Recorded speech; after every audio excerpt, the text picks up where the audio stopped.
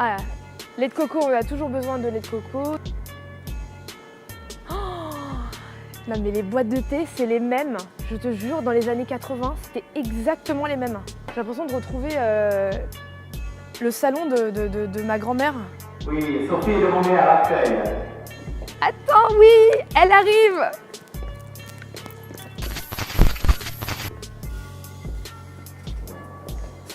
Eh Sophie! Bonjour monsieur. Ça va? C'est moi, ça va? Ouais, toi?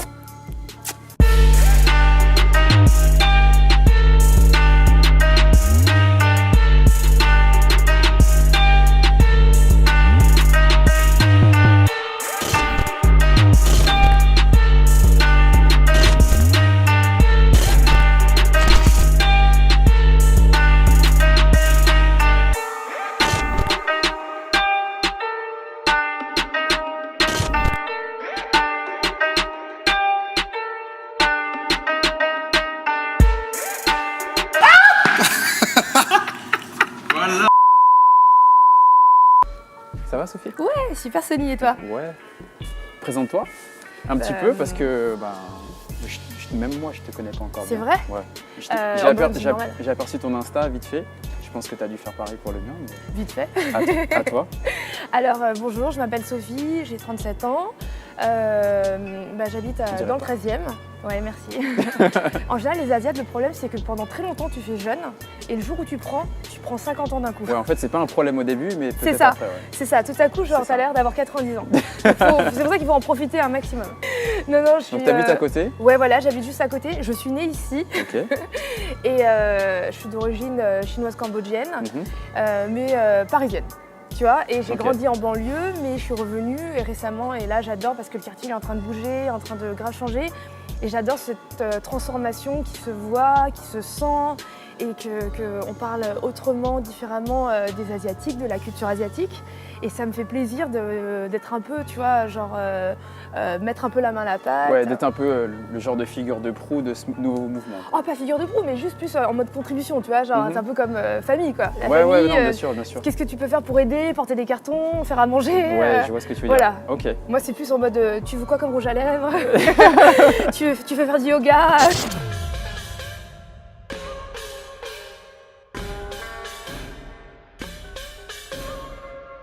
Mais sinon, dans ton côté entrepreneur, tu peux m'en parler avec un peu plus de détails? Ouais, bien sûr. Donc, qu'est-ce que tu fais exactement? À la base, déjà, je bossais dans la mode. Ouais. Pendant des années, j'ai travaillé dans la mode pour un salon. Après, j'étais acheteuse pour des sites internet. Et ensuite, j'étais responsable de la créa pour un moteur de recherche sécurisé qui s'appelle Quant. Pendant 3 ans et demi, j'étais en mode start-up. Et à côté, j'avais mon blog qui s'appelle The Other Art of Living. Et pour les 3 ans de mon blog, j'avais réuni des lectrices pour passer un moment ensemble. C'est devenu un peu par hasard une good mood class.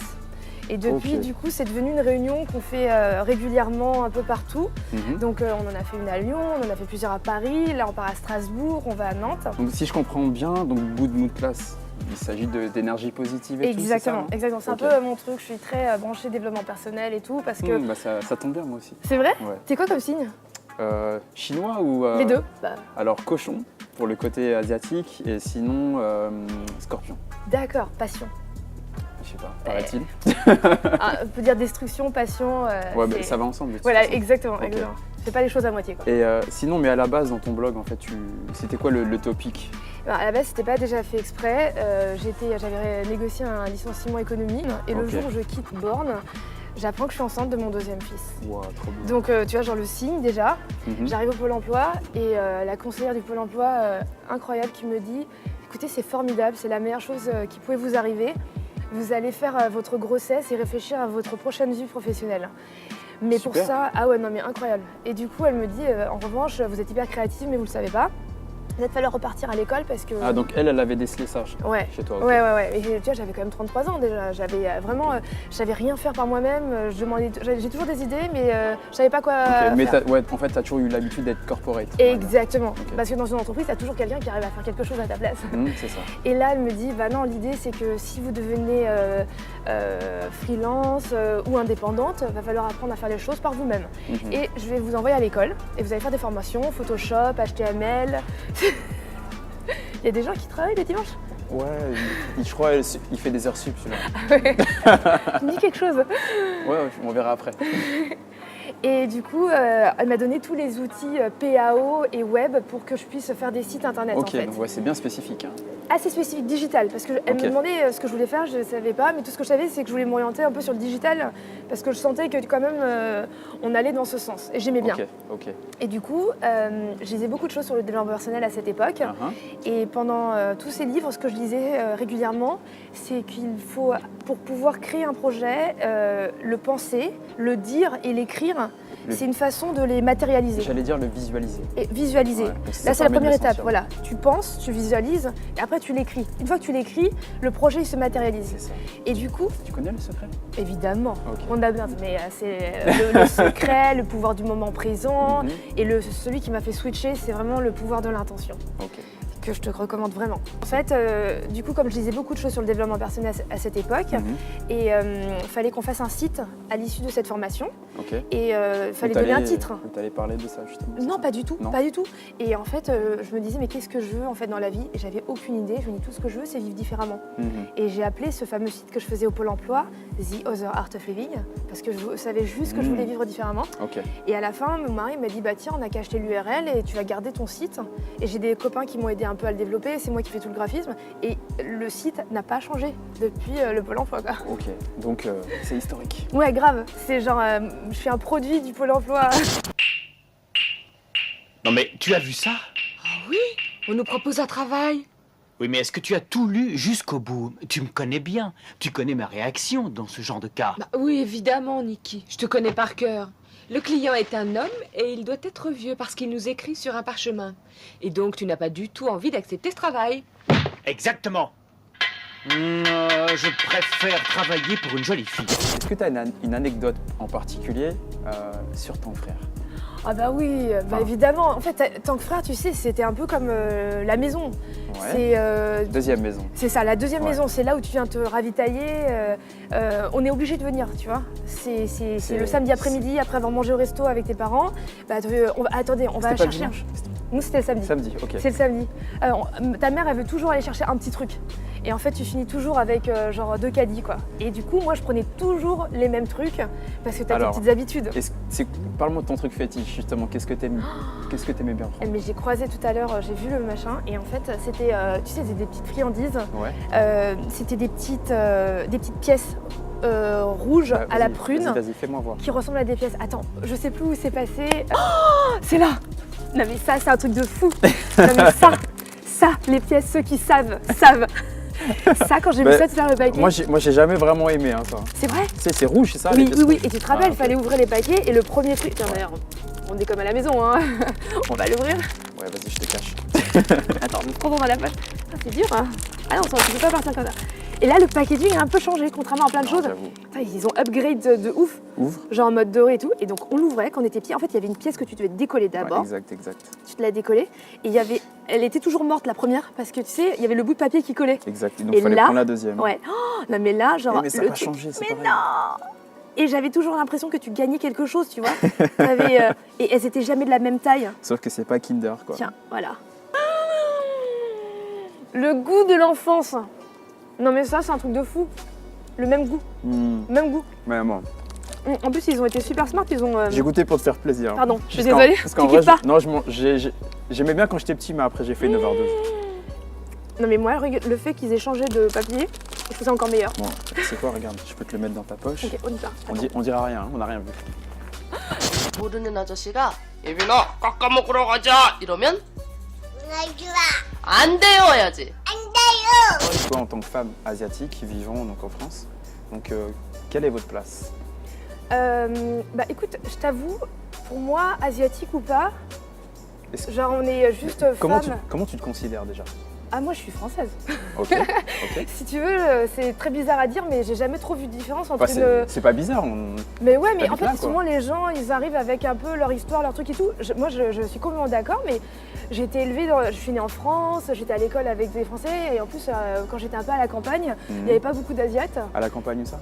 Savigny-le-Temple. Maintenant c'est plus la campagne. Mais avant à l'époque, j'allais au collège à Melun. T'étais au fin fond du 7-7. Au fin fond du 7-7, collège privé catholique. Et si tu veux, la seule autre asiatique qu'il y avait, c'était une fille adoptée, quoi. Ok, ouais, même pas une cousine quoi. Rien. Ok, Ah donc- bah, mes cousins à moi, mais on n'était pas à l'école ensemble. Et du coup, j'étais pas mal, je pense, élevée dans la tolérance. Donc, Ok, donc pas de différence. très open-minded. Hyper quoi. open. Ok. Et toutes mes copines, c'était toutes des Françaises. Et Mhm. puis, je voyais pas trop la différence entre une blonde et moi, tu vois. Ok. C'est con et j'ai grandi un peu toujours dans ce Donc truc. complètement intégré à 100% quoi. Ouais, grave. Ok. Et puis après, je pense que c'est plutôt un peu même limite le contraire. C'est moi qui cherche un petit peu à connaître mes origines, à savoir d'où je viens. Maintenant, Ouais. Ok. Bah, surtout depuis que j'ai des enfants. tu m'étonnes. Bah oui, parce que tes enfants sont métissés, c'est ça? Exactement. Mes enfants sont indiens et en fait, avant, on avait, c'était notre grand-mère qui nous disait tout. Et j'ai appris très tard que j'étais d'origine chinoise. Ah, tu savais pas? Pour toi, t'étais que En fait, cambodgienne, c'est ça? Exactement, parce Ok. que tu sais, traumatisme, ce truc et tout, éducation, dans Ouais, la famille normal. de ma mère, c'est des intellectuels du Cambodge d'origine chinoise, mais Ok. pour eux, ils ont tout fait pour s'intégrer de la même façon. Quand Ok. ils étaient des Chinois du Cambodge, Ok. ils ont tout fait pour être cambodgiens. Ouais, ok, je Et vois elle ce est que tu veux arrivée dire. ici, elle avait 19 ans, plus de parents, et elle nous a Mhm. éduqués un peu comme ça. Et en fait, notre noyau dur de la famille parle cambodgien, mais les Mhm. 3 quarts, ils parlent tous chinois. Mais elle m'a Ok. quand même fait prendre des cours de mandarin pendant des années. Ok, Et on donc, fêtait le nouvel an chinois chez ma grand-mère. ok. Donc, tu parles chinois? Non, on va dire Cambodgien? ça. Cambodgien, ouais. Ouais, mais t'as des notions, on va dire, Ouais, vite fait. vu qu'on t'a appris. Donc, Voilà, au moins que ça serve à quelque chose, tu vois. je vais dire que je comprends pas, tu vois. Bon, Wokum Pochita. Inpai. Ah ouais, bah moi je dis même pas ça. Comment ça va YouTube? Alors mes parents m'ont toujours parlé en chinois quand j'étais petit. Ils se sont dit de toute façon j'allais apprendre le français à l'école donc Et je dois avouer que pour une fois ils ont pas été cons hein, parce qu'à 5 ans j'avais la chance d'être déjà bilingue à l'oral. C'est assez pratique quand un mec t'énerve dans la rue, hein, tu peux l'insulter dans son dos sans qu'il comprenne. Le seul inconvénient c'était le premier jour à la maternelle. Et toi, c'est quoi ton prénom? Hein? J'ai dit, c'est quoi ton prénom?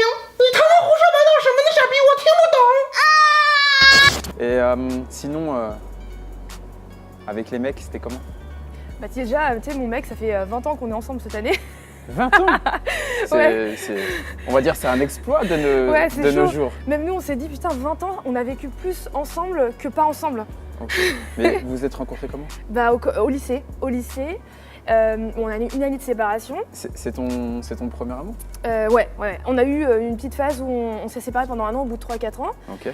Mais ouais, on se connaît depuis qu'on a 18 ans, on était au lycée ensemble, on avait plein de copains en commun. Et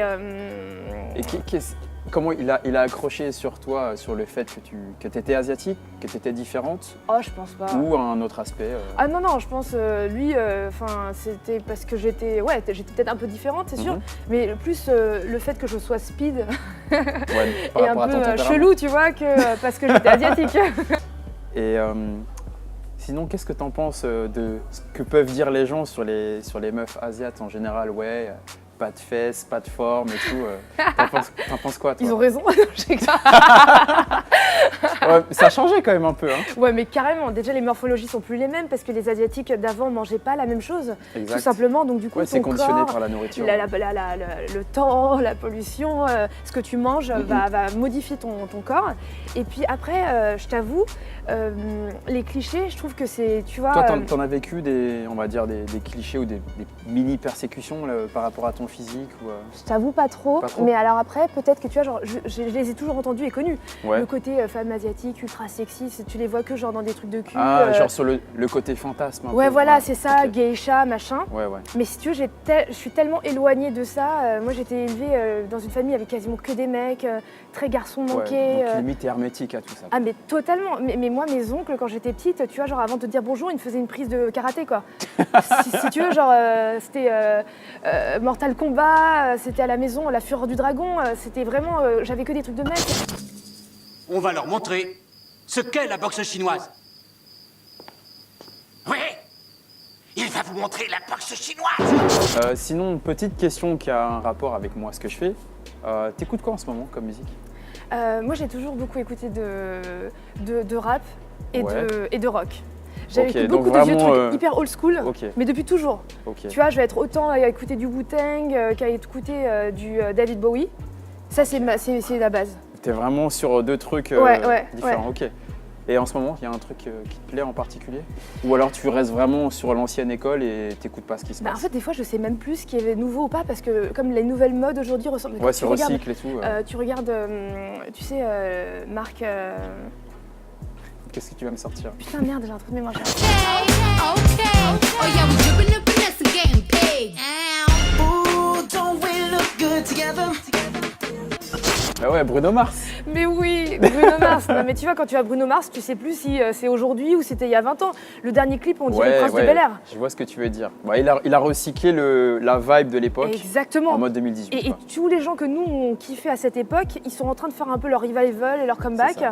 C'est comme dans la mode. Exactement. On prend des éléments d'avant, on les remet au goût du jour. C'est pour ça que j'ai jamais. En fait, ce que j'aime dans la mode, moi, c'est tout ce qui est intemporel. J'aime les trucs qui vont bougent évoluer. pas. Exactement. Ouais, okay. Et pour tous les gens qui viennent de t'écouter, de te regarder, où est-ce qu'ils peuvent te suivre prochainement? Alors, l'actualité du monde aujourd'hui se trouve sur Instagram, n'est-ce pas? Tout à fait. Donc, sur Instagram. D'ailleurs, il faut qu'on se suive. Ok, t'as raison. Bien joué. Non, mais action, réaction. C'est ça. Il est où mon téléphone? Sur Instagram, The Art of Living, mon blog, et The Good Mood Class, parce qu'on va tourner un peu. Ouais, on en a deux. C'est Valérie qui gère The Good Mood Class. Ouais, ta cousine assistante. Voilà, cousine, bras droit, bras gauche. Je connais ça aussi, ok. Et puis, très prochainement, donc le 11 mars, on va faire une Good Mood Party à La Vallée Village. Donc si jamais tu es disponible et que tu n'es pas chez ton frère. C'est un dimanche, c'est ça? Ouais, c'est ça. Je crois qu'on n'a pas de tournage ce jour-là. C'est vrai? Ouais. Eh ben écoute, tu es le bienvenu. Merci, on viendra avec l'équipe alors. Avec grand plaisir. Ok.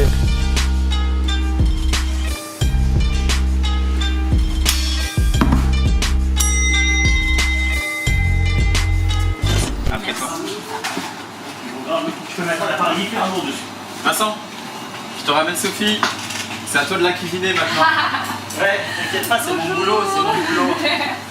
Comment tu vas? Très bien, et toi? Bon, ça s'est bien passé l'interview?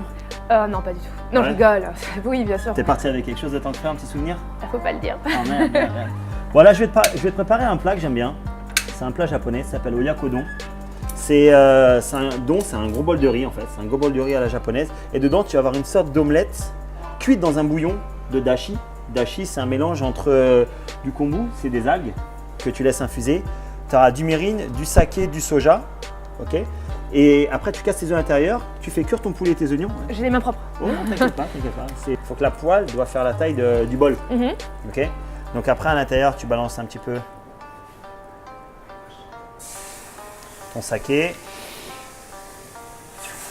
ton mirin. C'est quoi exactement le mirin? Le mirin, c'est un sorte de vinaigre d'alcool. Ah, d'accord. Tu vois.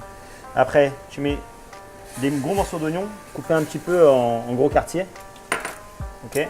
Et tu laisses cuire doucement. Mais où est-ce que tu as appris à faire tout ça? Bah, moi, j'ai habité au Japon. J'ai été une quinzaine de fois. Et la première fois que je suis parti au Japon, c'était en 2002. Ah, et qu'est-ce que tu faisais? Bah, en fait, j'avais eu je sais pas c'est quoi comme étude à l'époque. J'avais un BTS.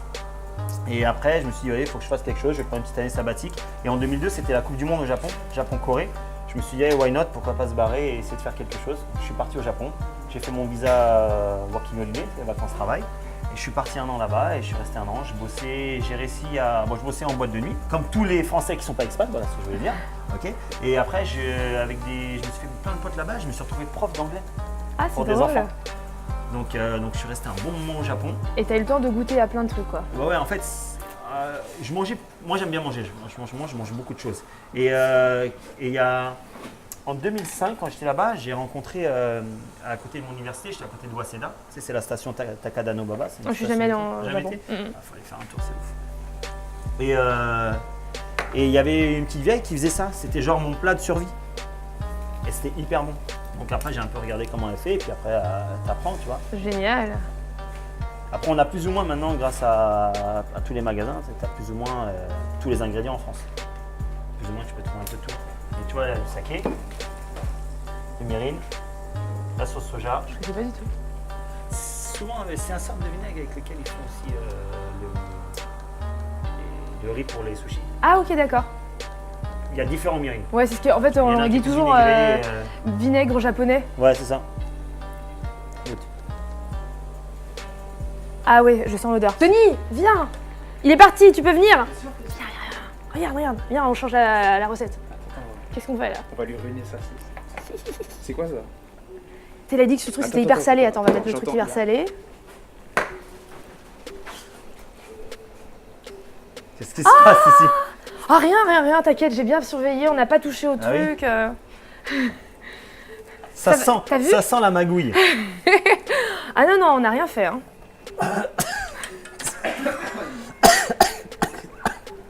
Donc voilà, tu vois, les oignons, ils ont bien commencé à caraméliser dans la sauce. Ce que tu fais maintenant, tu prends la cuisse de poulet désossée. Ça marche avec le blanc de poulet, hein. Mais la cuisse de poulet, c'est meilleur. Pas besoin de la faire saler, pas besoin de la faire mariner. Tu mets Ah, je mets juste, tu coupes et tu mets direct. Comme ça. Et tu connais l'anecdote de ce plat en fait, ça s'appelle oyako. Oyako don. Don, c'est le bol, je te disais tout à l'heure. Ok. Et en fait, oyako don, c'est un plat de poulet avec des œufs. Donc oya, c'est papa, c'est les parents. Et ko, c'est kodomo, c'est les enfants. Donc c'est les parents et les enfants. Oh, Tu vois ce que je veux bah dire oui, le Là, tu poulet as le poulet et les avec, œufs. oui, d'accord, ok. Et ça, c'est un plat vraiment au Japon. Genre on mange c'est- toute une famille, quoi, Tu là. manges toute la famille, voilà. tu cannibalistes. Et en fait, le truc, c'est vraiment un plat pour les enfants, ça. Ça sent bon votre truc. Ça se monte, juste attends, juste attends. Ok, moi, je Ok. Donc là, on va couvrir un petit peu, on va laisser cuire le poulet, genre 2-3 minutes. Et puis après, on va la faire à Thierry Marx avec les baguettes. Je vais te laisser mélanger les œufs, tu dois bien manier les baguettes. Avec les baguettes. Ah ouais, à la Thierry Marx. Ah, Pas besoin que ce soit bien mélangé. S'il y a un peu de blanc, un peu de jaune, it's ok. c'est ok. No problème. Là, dès que le poulet, tu vois, il est un peu cuit, dès qu'il commence à cuire, après tu crées, c'est une sorte d'omelette qui va cuire dans le jus. Génial. Ouais, je répète encore, il faut vraiment avoir une Bien. petite poêle. Attends, on va attendre que ça cuise encore un petit peu. Je pense que je l'ai mangé 1000 fois ce plat, mais je savais pas que du tout ça se faisait comme ça. À Paris, ils font pas trop celui-là, ils font beaucoup de katsudon. Oui, c'est vrai, Avec le ce que frit. tu m'as dit, là. Ouais. Les gens, ils adorent que tu fasses en poulet ou en porc. Bon, Attention. je verse. Vas-y. Ça, c'est le plus important, hein, c'est ça? Exact, et en plus, il a hyper bien fait. Ouais. Et c'est grâce à ça C'est que ça passe, hein. ancestral, c'est une façon de faire. Donc tu vois, ça va commencer à coaguler. C'est une omelette qui va cuire dans son propre bouillon, tu vois. Et là, je t'ai fait un plat pour deux. Hein. Ah, tu me connais pas. Ah, mince. Donc on laisse un petit peu reposer, tu couvres toujours pareil. Et genre 2 minutes, après c'est cuit. Oh, ça a l'air d'être trop bon. Donc d'abord les oignons avec toutes les sauces, Ouais, le poulet ouais. et les œufs. Après, tu verses comme ça. Tac. Un peu de verdure. Toujours plus joli. Ouais. Et moi j'aime bien le poireau émincé. Voilà. Magnifique, magnifique, magnifique. Si vous ne trouvez pas de combo, vous pouvez l'acheter en déjà fait, c'est du dashi, c'est des petits sachets. Donc c'est facile à faire, juste mélanger du dashi dans de l'eau et avec un peu de soja, un peu de saké et un peu de mirin, c'est tout. Et un œuf. Et Parfait. il n'y a plus qu'à. Il n'y a plus qu'à manger. Je peux? Tu prends, vas-y, Ah oui, on n'en merci. laisse pas pour Sony. Ah bah c'est pas grave, Ok. il est pas là, hein, tant pis. Vas-y, rentre bien. Amuse-toi bien Merci. la semaine prochaine à la conférence le 11. Hein. Ouais, pas de problème. Je vous attends, hein. Ouais, on sera là.